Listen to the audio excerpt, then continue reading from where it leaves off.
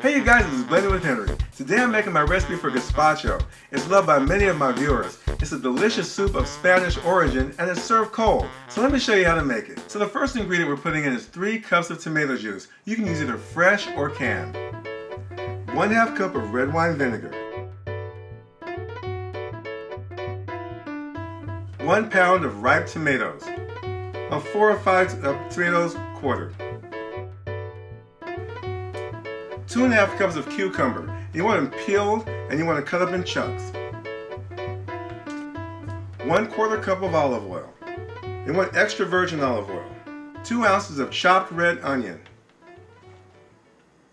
8 ounces of green bell pepper. I'm going to put in a dash of hot sauce, and you can put in as much as you want.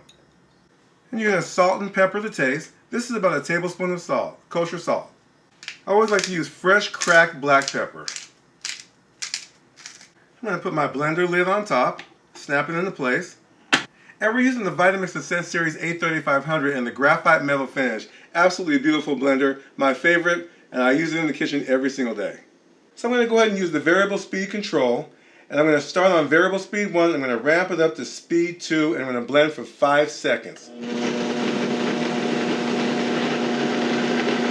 And that's it. Very simple and probably the shortest recipe you'll ever make with the Vitamix.